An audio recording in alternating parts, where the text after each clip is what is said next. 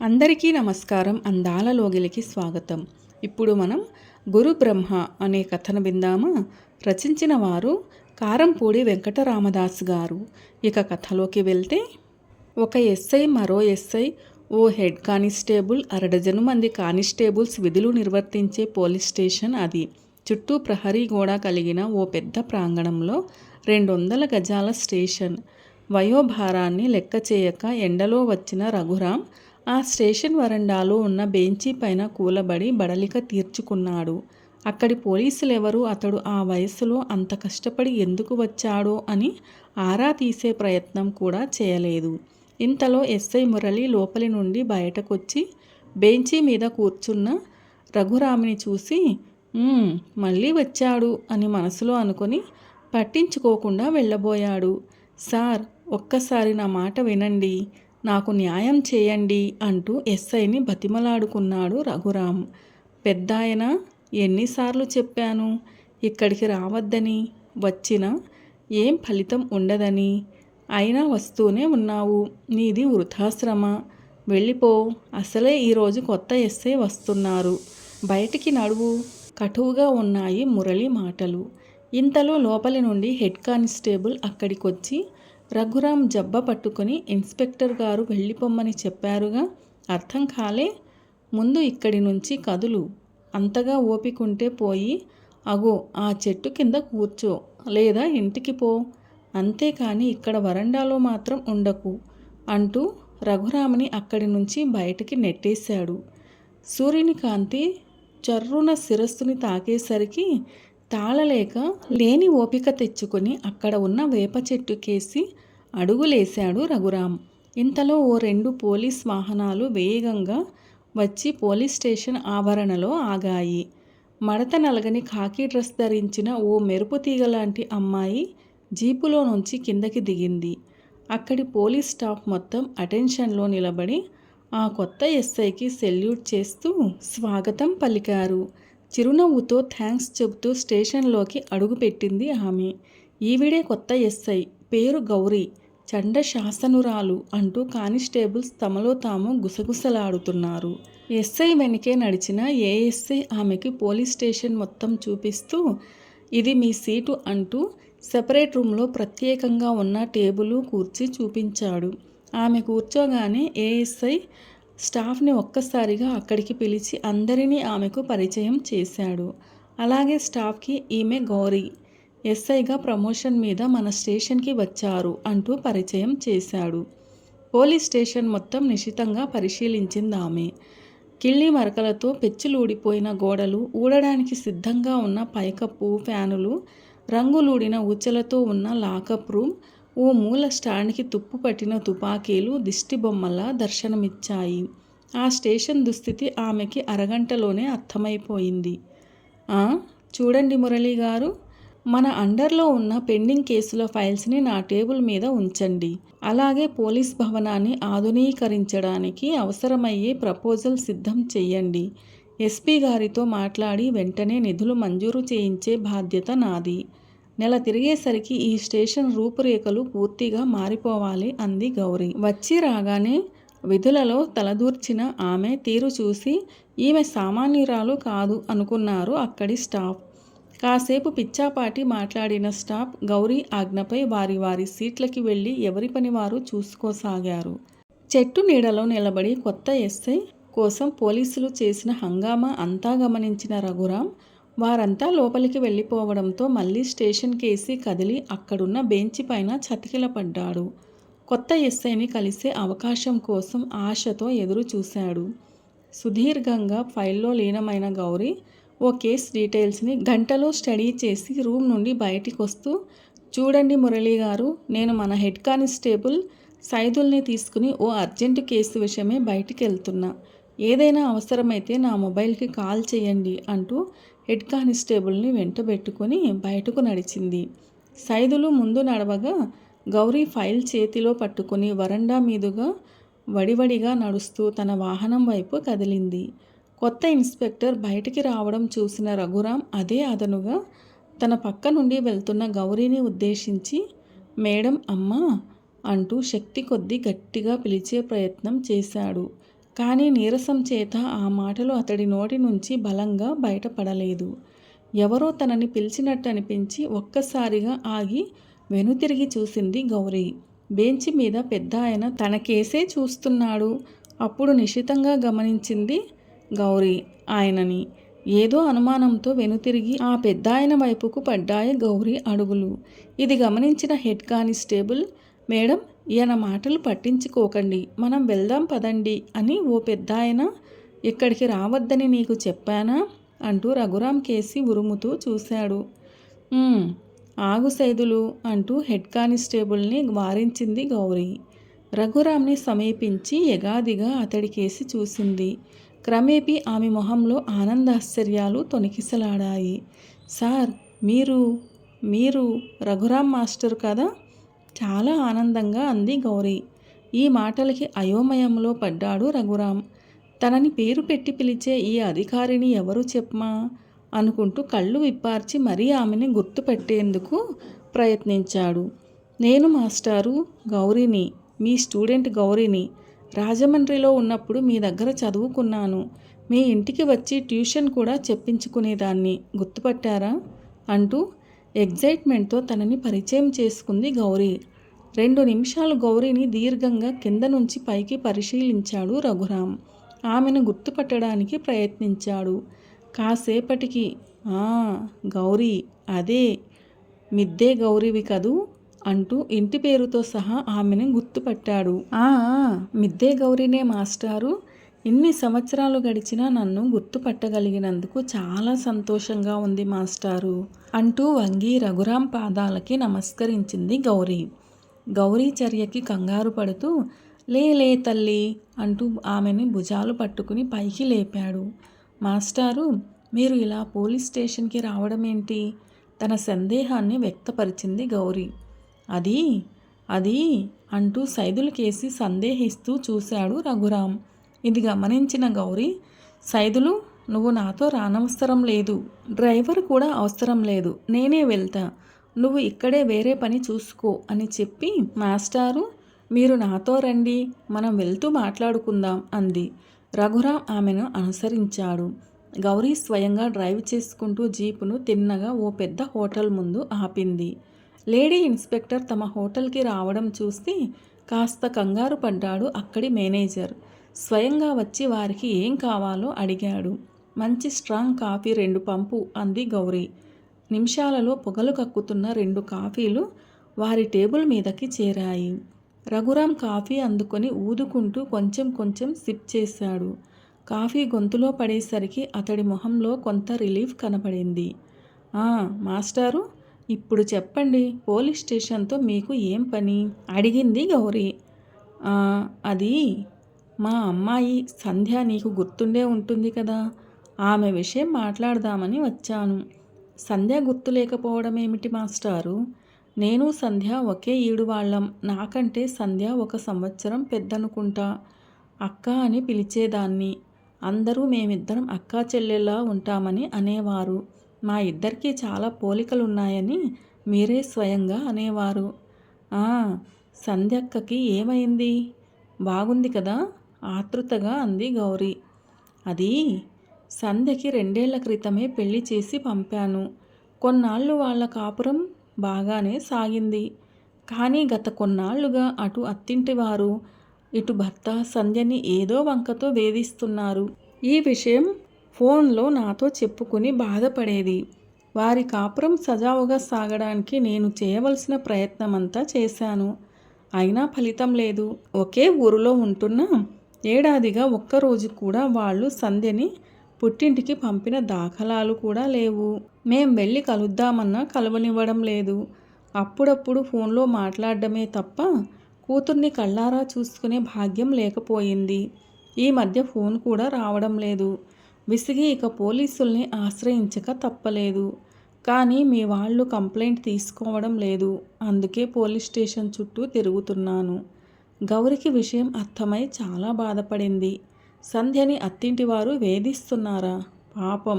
అయినా తమ పోలీసులు కంప్లైంట్ ఎందుకు తీసుకోవడం లేదు? సంధ్య అత్తింటివారు పరపతి గలవారా? చట్టాన్ని మేనేజ్ చేస్తున్నారా? అదే నిజమైతే తానుండగా అలా జరగనివ్వదు. ఈ కేసుని పరిష్కరించి సంధ్యకి న్యాయం చేసి రఘురాం మాస్టర్కి మనశ్శాంతి కలిగించాలని దృఢంగా నిశ్చయించుకుంది. మాస్టారు, ఇప్పుడు నేనే ఈ ఊరి పోలీస్ స్టేషన్కి హెడ్. అక్క కేసు నేను చూసుకుంటా. నేను 2-3 రోజుల్లో మీకు న్యాయం జరిగేటట్టు చేస్తాను. సంధ్య అడ్రస్ వివరాలు ఇవ్వండి. అలాగే మీ మొబైల్ నంబర్ కూడా ఇవ్వండి అంది గౌరీ. రఘురాం సంధ్య ఉండే అడ్రస్ చెప్పగా నోట్ చేసుకుంది. అలాగే అతడు చెప్పిన మొబైల్ నంబర్ను తన ఫోన్లో గురు బ్రహ్మ అంటూ సేవ్ చేసుకుంది. తన నంబరు కూడా మాస్టర్కి ఇచ్చి ఏదైనా అవసరమైతే ఫోన్ చేయమంది. ఆ తర్వాత మాస్టర్ని తన వాహనంలో ఆయన ఇంటికి దగ్గరలో విడిచిపెట్టి వెంటనే సంధ్య విషయం ఏంటో చూద్దామని ముందుకు కదిలింది. సంధ్య ఉంటున్న ఇల్లు పట్టుకోవడం పెద్ద కష్టం కాలేదు గౌరికి. ఇల్లు చేరి కాలింగ్ బెల్ నొక్కింది.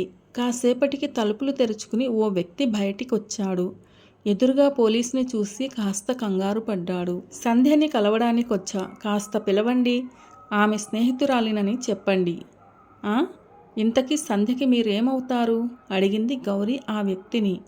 సంధ్యని పిలవమనేసరికి గౌరీ వైపు తొత్రుపాటుగా చూశాడు ఆ వ్యక్తి. నా పేరు వినాయకరావు, నేను సంధ్యకి పినమామగారిని అవుతాను. అంటే సంధ్య మామగారికి తమ్ముణ్ణి. మీకు సంధ్య గురించి తెలిసినట్టు లేదు, పూర్తిగా చెప్తాను వినండి అంటూ జరిగిందంతా పూసగుచ్చినట్టు చెప్పాడు. వినాయకరావు చెప్పింది విన్న గౌరికి షాక్ తగిలింది. అలాంటి షాక్ కాదు. మెదడంతా మొద్దుబారిపోయి ఏదో శూన్యం ఆమెను ఆవహించింది. ఒక్కసారిగా సత్తువ కోల్పోయినట్టనిపించింది. ఏం మాట్లాడాలో పాలుపోలేదు. శక్తిని కూడదీసుకుని లేచి నిశ్శబ్దంగా అక్కడి నుంచి బయటపడింది. వెంటనే జీపుని పోలీస్ స్టేషన్కి పోనిచ్చింది. మురళిగారు, ఇక్కడికి రోజూ వస్తున్న రఘురాం మాస్టారు, అదే ఆ పెద్దాయన కేసు గురించి నేను విన్నది నిజమేనా?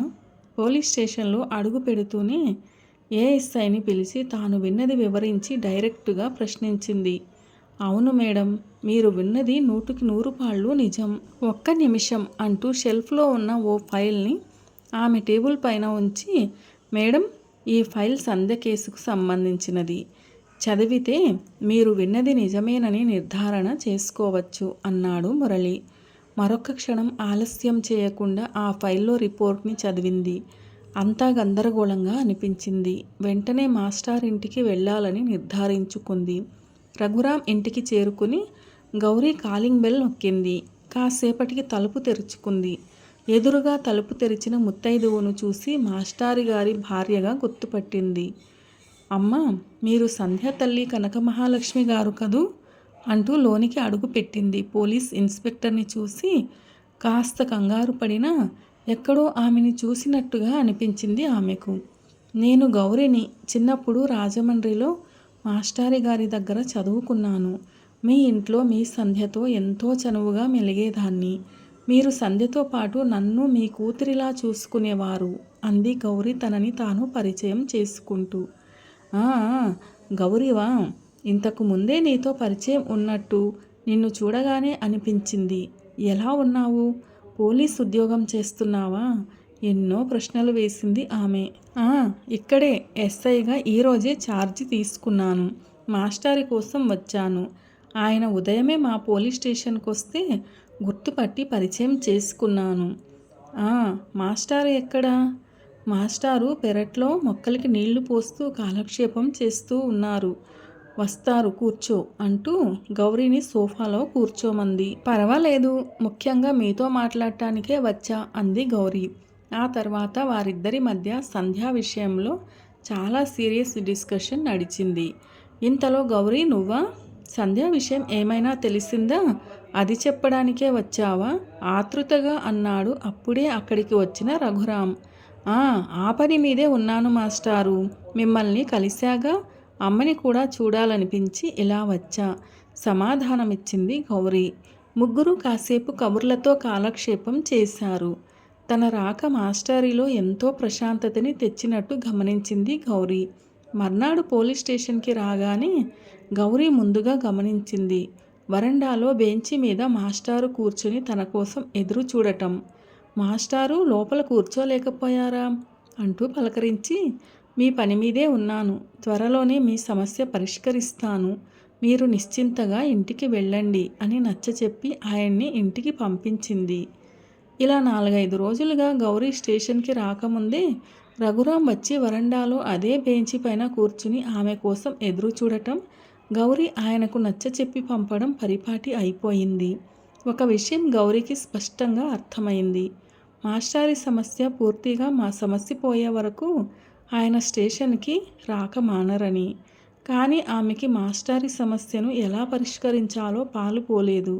ఇక లాభం లేదనుకుని బాగా ఆలోచించి ఒక స్థిర నిర్ణయానికి వచ్చింది. ఆ రోజు ఆదివారం. లయబద్ధమైన సంగీతంతో కాలింగ్ బెల్ మోగేసరికి రఘురాం వెళ్ళి తలుపు తీశాడు. ఎదురుగా నుంచున్న వ్యక్తిని చూసి ఒక్కసారిగా సంభ్రమాశ్చర్యాలకి లోనయ్యాడు రఘురాం. ఎదురుగా సంధ్య. నుదుట గుండ్రని ఎర్రటి బొట్టు, కళ్ళకి కాటుక, చేతి నిండా మట్టి గాజులు, కాలికి మెట్టలు, జడలో పూలతో పట్టుచీర ధరించి మహాలక్ష్మిలా కలకలలాడిపోతూ ఎదురుగా నిల్చున్న కూతుర్ని చూడటానికి అతడికి 2 కళ్ళు చాలలేదు. అమ్మా సంధ్య, నువ్వా తల్లి? ఎన్నాళ్ళకి వచ్చావురా? రా అమ్మా రా అంటూ, ఇలా రా, ఎవరొచ్చారో చూడు, రామ్మా రా అంటూ హడావిడి చేశాడు రఘురాం. తిరిగి కనకం, ఇలా రా, ఎవరొచ్చారో చూడు అంటూ వంటింటికేసి కేకేశాడు. కనక మహాలక్ష్మి బయటకొస్తూ సంధ్యని చూసి ఆశ్చర్యపోయింది. అమ్మా సంధ్య, నువ్వా? ఇన్నాళ్ళకి ఈ అమ్మ గుర్తుకొచ్చిందా అంటూ ఆమెను గుండెలకు హత్తుకుంది. ఇద్దరూ సంధ్యని లోపలికి తోడుకుని వచ్చారు. కనక మహాలక్ష్మి వేడివేడి ఫిల్టర్ కాఫీ తీసుకువచ్చి కూతురుకిచ్చింది. సంధ్యకి చెరోవైపు కూర్చుని ముగ్గురు ముచ్చట్లలో పడ్డారు. ఉత్సాహంగా కబుర్లు చెబుతున్న కూతుర్ని చూసి అత్తింటి వారి వేధింపుల గురించి అడిగి చక్కటి వాతావరణాన్ని పాడు చేయదలుచుకోలేదు రఘురాం. సంధ్యతో మాట్లాడుతూ చిన్న పిల్లాడైపోయాడు. తమ మధ్య జరిగిన ఎన్నో మధుర జ్ఞాపకాల్ని నెమరవేసుకున్నాడు. కనక మహాలక్ష్మి కూతురు వచ్చిన సందర్భంగా రకరకాల వంటలు చేయడానికి ఉపక్రమించింది. తల్లికి సహాయంగా వంటగదిలోకి వెళ్ళింది సంధ్య. వారికి దగ్గరలోనే కుర్చీ వేసుకుని కూర్చుని వారి ముచ్చట్లని ఆనందంగా వింటూ మధ్య మధ్యలో మాట కలుపుతున్నాడు రఘురాం. చాలా రోజుల తర్వాత తృప్తిగా భోజనం ముగించిన రఘురాం భార్య అందించిన తాంబూలం వేసుకుని వాలు కుర్చీలో సేదతీరాడు. ఇంతలో సంధ్య అక్కడికి వచ్చింది. సంధ్య, సాయంత్రమే వెళ్ళిపోవాలా? ఓ 2 రోజులు ఉండకూడదు అన్నాడు. లేదు నాన్న, మా వాళ్ళకి వచ్చేస్తానని మాటిచ్చాను. మళ్ళీ నేను మిమ్మల్ని చూడటానికి రావాలంటే నా మాట నిలబెట్టుకోవాలి సమాధానమిచ్చింది సంధ్య. పక్కనే కూర్చుని తండ్రికి ఎన్నో కబుర్లు చెప్పింది. సాయంత్రం, నాన్న నేను బయలుదేరుతున్నాను, క్యాబ్ బుక్ చేశాను, మరి కొద్దిసేపట్లో వస్తుంది అంది సంధ్య. ఇంతలో కనక మహాలక్ష్మి ఓ పళ్ళెంలో పట్టుచీర, రవిక, పసుపు కుంకుమలతో పాటు తాంబూలం తీసుకువచ్చి సంధ్యకి ఇచ్చింది. అవి తీసుకుంటూ తల్లిదండ్రుల పాదాలకి నమస్కరించింది సంధ్య. మనస్ఫూర్తిగా వాళ్ళు కూతుర్ని దీవించారు. క్యాబ్ రావడంతో సంధ్య తిరుగు ప్రయాణమయ్యింది.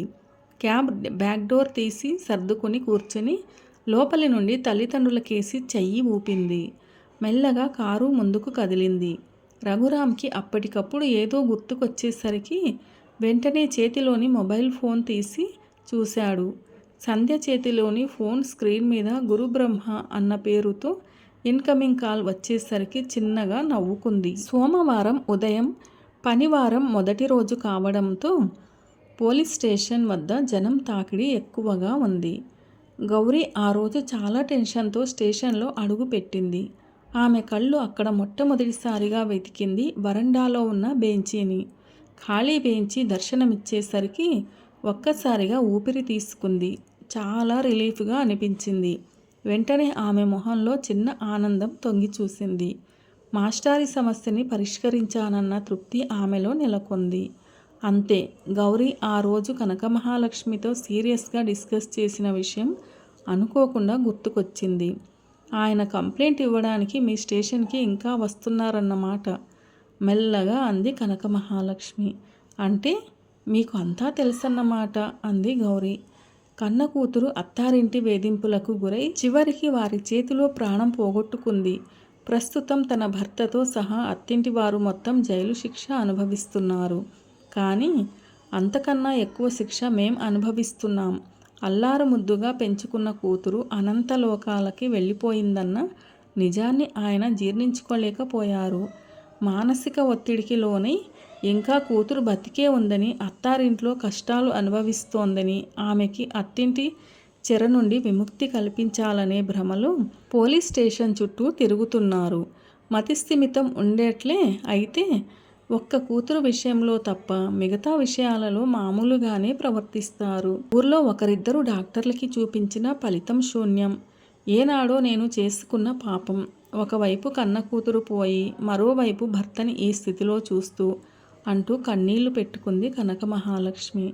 గౌరీ ఇది విని చలించిపోయింది. ఉబికి వస్తున్న కన్నీటి బొట్లకి ఆమె ధరించిన కాకి బట్టలు అడ్డు తగిలాయి. లేదమ్మా, సంధ్యని తీసుకురాకలేకపోయినా మాస్టర్ని మామూలు మనిషిని చేసే బాధ్యత నాది.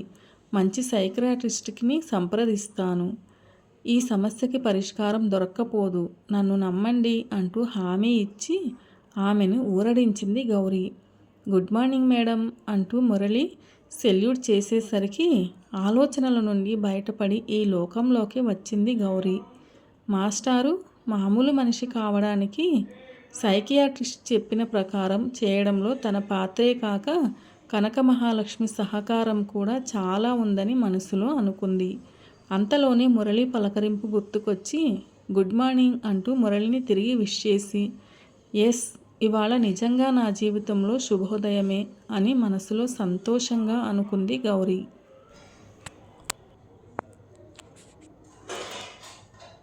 గురు బ్రహ్మ అనే ఈ కథ ఎలా అనిపించింది మీకు? నచ్చిందా? నచ్చినట్లయితే వీడియోను లైక్ చేయండి, మీ ప్రియమైన వారందరికీ షేర్ చేయండి. అలాగే మన ఛానల్ను సబ్స్క్రైబ్ చేసుకోవడం అస్సలు మర్చిపోవద్దు. వీడియోను చివరిదాకా చూసి కథను పూర్తిగా విన్నందుకు ధన్యవాదాలు. ఈ కథపై మీ విలువైన అభిప్రాయాలను కామెంట్ సెక్షన్లో తప్పకుండా తెలియచేయగలరు. ఇలాంటి మరిన్ని మంచి కథల కోసం స్టే ట్యూన్. అందాల లోగిలి. See you all in another video. Till then keep smiling and be happy. A very special thanks to the story writer for this wonderful and amazing story.